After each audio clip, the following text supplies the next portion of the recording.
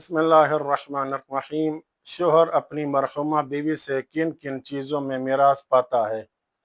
किताब मिन्हाजुस सालिहीन की तीसरी जल्द मसला नंबर 1065 सफ़ा 343 और किताब तौज़ीउल मसाइल जामे की चौथी जल्द मसला नंबर 1251 सफ़ा 512 पे आयतुल्लाह से सिस्तानी लिखते हैं कि शोहर अपनी मरहुमा बीवी के तमाम अमवाल का वारिस होता है, खा वो मनकूला अमवाल हो या गैर मनकूला अमवाल, और खा वो ज़मीन हो या ज़मीन के अलावा कोई और माल, सब में अपने हिस्से का मीरास पाएगा।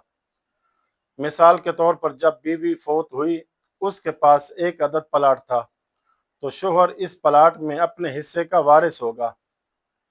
यानी अगर मरने वाली बीवी की अपनी औलाद थी तो शोहर को प्लाट का चौथाई हिस्सा यानी 1/4 मिलेगा मीरास में से। अगर मरहुमा बीवी की अपनी कोई औलाद न हो तो शोहर उस प्लाट का आहदे में वो बाकी वरसा के साथ शरीक होगा। इसी तरह अगर मरहुमा बीवी के तरका में एक कार थी, सोना चांदी, नकद रकम, bank balance, furniture, mobile, laptop वगैरह मौजूद हैं, तो शोहर इन तमाम मनकूला अमवाल में भी अपने शरई हिस्से का यानी चौथाई या निस्फ हिस्से का वारिस होगा।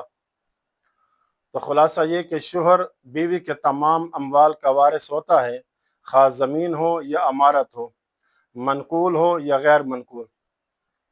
लेकिन बीवी के बारे में बाज़ अमवाल खुसूसन ज़मीन के हकाम मुख्तलिफ हैं। शोहर के हक में मीरास का दायरा वसी है, जबकि बीवी के बाज़ अमवाल में मीरास का तरीका इस्तेकाक अलग है। अब बीवी अपने मरहूम शोहर से किन किन चीज़ों में मीरास पाएगी, ये अगली आने वाली दूसरी केस में बयान करेंगे इंशाअल्लाह ताला। वसल्लल्लाहु अला मुहम्मद व अहले बैतिही अत्ताहिरीन।